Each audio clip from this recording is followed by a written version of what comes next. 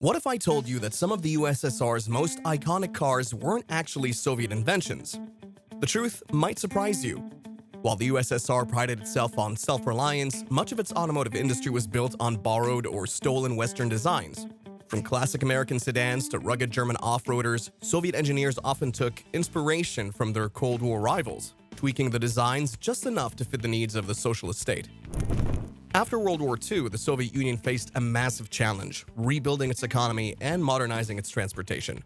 Western automakers, especially in the US and Europe, had already developed efficient, stylish, and reliable vehicles. Instead of starting from scratch, Soviet engineers often reverse-engineered foreign models by obtaining blueprints, seizing production lines, or simply copying cars that had made their way into the USSR. Welcome to Motor Kingdom, where we cover the best stories in the automotive world, on-road, off-road, and under the hood. In this video, we're looking at 10 of the most infamous Soviet cars that were direct copies of Western models. First, hit the subscribe button and click the bell icon to stay up to date on all our latest videos. From luxury limousines to military-grade off-roaders, we'll compare these vehicles' specs, performance, and reputation with their Western counterparts. Some of these Soviet clones became legends in their own right, while others were laughable imitations that paled in comparison to the originals. At first glance, the Gaz M20 Pobeda might seem like an original Soviet creation. Still, a closer look reveals a striking resemblance to Ford stylings of the time as seen in the Super Deluxe. While the Soviet Union claimed the Pobeda was entirely homegrown, one can't ignore the similarities in body shape, proportions, and even specific mechanical components, with US car reviewers noting the heavy inspiration it drew from Ford's designs. Under the hood, the Pobeda even borrowed some components from its Ford-based predecessors, such as the gearbox and transmission. The Gaz M20 was powered by a fairly modest 2.1-liter inline-4 engine with just 50 horsepower, which wasn't quite as powerful as its US counterparts. This made it significantly less powerful but also more affordable and easier to maintain, a crucial factor given the poor road conditions in the Soviet Union. While the Pobeda's boxier, utilitarian design lacked some of Ford's sleekness, it was well-suited to Soviet infrastructure. It was durable, reliable, and relatively cheap, making it a popular choice for private citizens and government use. However, by Western standards, the Pobeda was underpowered and outdated, falling behind in performance and comfort. Despite its shortcomings, the Gaz M20 became one of the most recognizable Soviet cars of the post-war era, proving that even a borrowed design could succeed in the right environment. The Moskvitch 400/420 is one of the most blatant examples of Soviet automotive copying, so much so that it was practically a carbon copy of the German Opel Kadett K38. This wasn't just a case of inspiration. After World War II, the Soviet Union took Opel's production equipment from Germany as war reparations and restarted production in Moscow under the Moskvitch brand. Because of this, the specs of both cars are nearly identical. The Opel Kadett K38 came with a 1.1-liter engine producing 23 horsepower, and the Moskvitch 400 had the same engine and power output. The body design, chassis, and interior elements were virtually unchanged from the German original. On the plus side, the Moskvitch was simple, easy to repair, and relatively affordable, making it an appealing car for the Soviet working class. However, its biggest drawback was that it was already outdated when launched in the USSR. The Opel Kadett K38 was designed in the 1930s, and by the late 1940s, Western car manufacturers were already producing more advanced, comfortable, and powerful vehicles. While the Moskvitch 400 helped motorize the Soviet Union, it highlighted the USSR's struggle to develop its original automotive technology, relying instead on Germany's pre-war innovations. For Soviet elites, the ZIS 110 was the ultimate status symbol, a massive, luxurious limousine designed to transport high-ranking officials and even Joseph Stalin himself. However, its inspiration came straight from the United States, specifically the Packard Super 8, one of the most prestigious American cars of the 1940s. The resemblance between the two is undeniable. From the long, elegant body lines to the front grille design, the ZIS 110 is nearly indistinguishable from the Packard Super 8. They were quite mechanically similar. The Packard Super 8 featured a 5.8-liter inline-8 engine producing 160 horsepower, while the ZIS 110 had a slightly larger 6.0-liter inline-8 engine but produced just 140 horsepower. Despite being a near copy, the ZIS 110 symbolized prestige in the Soviet Union. It was built for durability and comfort, offering a smooth ride even on rough Soviet roads. However, it was also costly to produce, limiting its availability to only the highest-ranking officials. Unlike Packard, which sold its cars to wealthy Americans, the ZIS 110 was exclusively reserved for the Soviet elite, reinforcing the divide between the ruling class and ordinary citizens. While the Packard Super 8 faded into history with the decline of the American luxury car market, the ZIS 110 remained in production for over a decade, proving that even an imitated design could hold symbolic value in the right political environment. The Gaz 21 Volga is one of the most recognizable Soviet cars of the Cold War era, but its design strongly resembles the 1952 Ford mainline. While the Soviets never officially admitted to copying the American sedan, the similarities are hard to ignore, from the overall body shape to the signature chrome grille. Despite the inspiration, there were some key differences under the hood. The Ford mainline came with a 3.7-liter V8 engine producing 110 horsepower, making it a powerful and smooth-riding car for its time. The Gaz 21, on the other hand, was built for durability rather than speed. It featured a 2.4-liter inline-4 engine with just 70 horsepower, which made it significantly less powerful but more fuel-efficient and easier to maintain on Soviet roads. One of the Gaz 21's biggest strengths was its ruggedness. It was designed to handle the harsh Soviet climate and poorly maintained roads, making it one of the most reliable Soviet cars of its time. It also had an iconic design, often associated with secret agents and government officials. However, compared to the Ford mainline, it was underpowered, slower, and lacked refinement in its ride quality. Despite its flaws, the Gaz 21 became a symbol of Soviet engineering and remains a sought-after classic today, proving that sometimes durability and simplicity outweigh raw power. If you've ever seen a ZAZ 965 Zaporizhets, you might have mistaken it for an Italian Fiat 600, and for good reason. The ZAZ 965 was the Soviet Union's attempt at producing a small, affordable car for the working class, but it took heavy inspiration from Fiat's wildly successful 600 model. Both cars were compact, rear-engine city cars designed for efficiency rather than speed. The Fiat 600 came with an 0.6-liter inline-4 engine producing 22 horsepower, while the ZAZ 965 had a slightly larger 0.7-liter V4 engine with 23 horsepower. While the power difference was minimal, the ZAZ 965 had a unique air-cooled engine, which made it more resistant to overheating, a useful feature in the Soviet Union's extreme climates. While the ZAZ 965 was cheap and accessible, it had a terrible reputation for reliability. The build quality was poor, and it was often referred to as the hunchback due to its odd proportions. The Fiat 600, by contrast, was better built, smoother to drive, and more refined.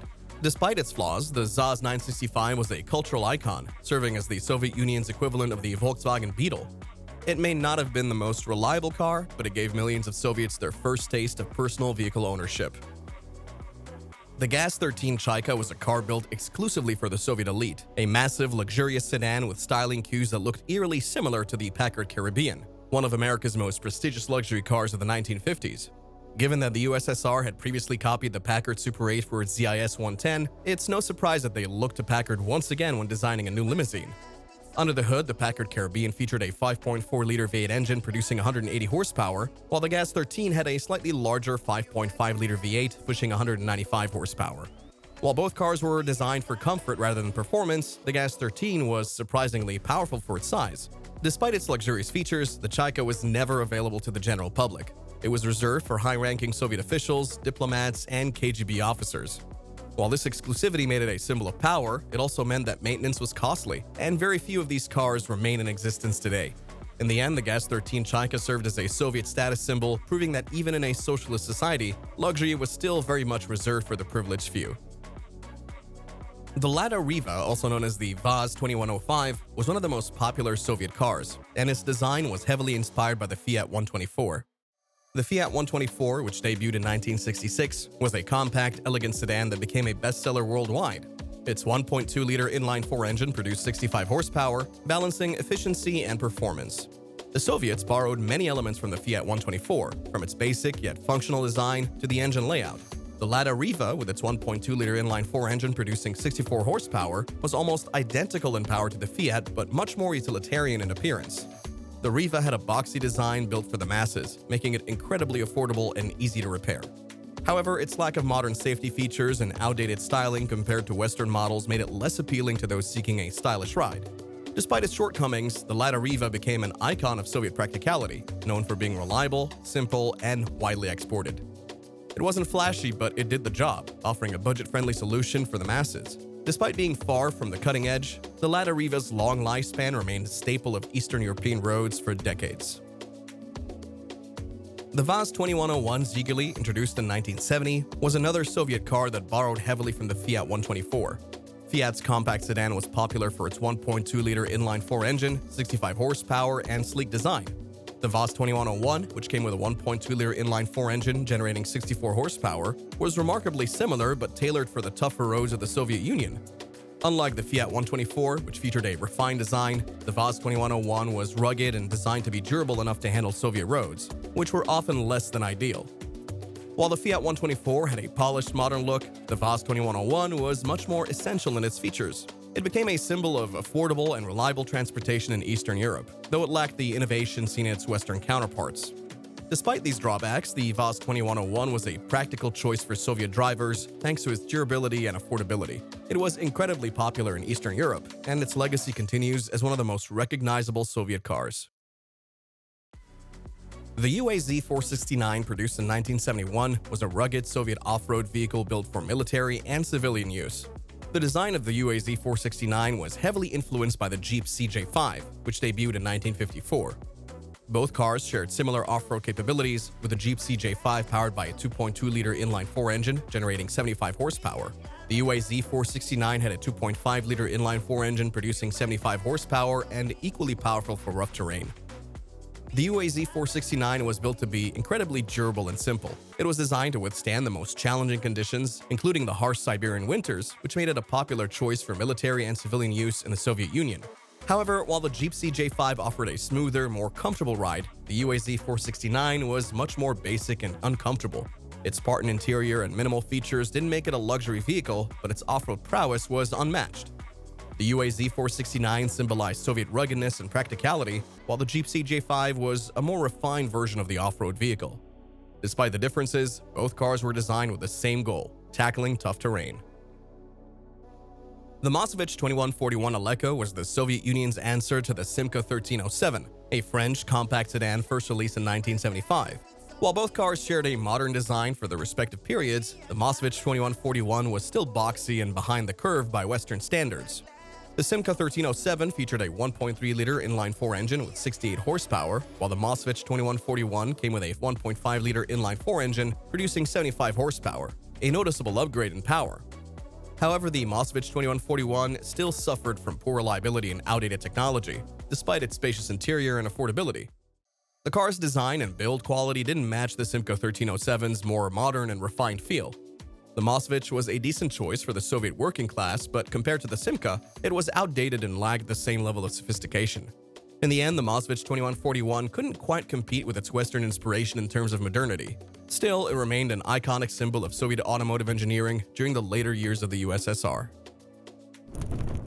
In this video, we explored 10 cars from the Soviet Union that were directly inspired by Western designs, ranging from the Gaz M20 Pobeda, which mirrored classic Ford autos, to the Moskvitch 2141 Aleko, modeled after the Simca 1307. Each of these cars showcases a fascinating example of how the Soviet Union took inspiration from the West, whether it was the Fiat 124 influencing the Lada Riva or the Jeep CJ5 inspiring the UAZ 469. These comparisons between the Soviet and Western cars highlight the differences in performance, design, and innovation, while also revealing the Soviet Union's unique approach to automobile manufacturing. The Soviet Union's reliance on copying Western designs can be attributed to a few key factors: the lack of significant R&D investment within the USSR's car industry, and the focus on mass production to serve the needs of a large population. By adopting and adapting existing Western designs, the Soviets quickly met the demand for cars while circumventing the more expensive process of original design development. These cars became iconic symbols of Soviet ingenuity and limitations. They were practical, durable, and affordable, but often lacked the refinement and innovation of their Western counterparts. Despite their flaws, these Soviet cars left a lasting legacy on automotive history, representing both the ambition and the constraints of the USSR. Let us know your thoughts on these Soviet cars in the comments below, and don't forget to like the video and subscribe to stay up to date on our latest videos. Thanks for watching, and we'll see you in the next one.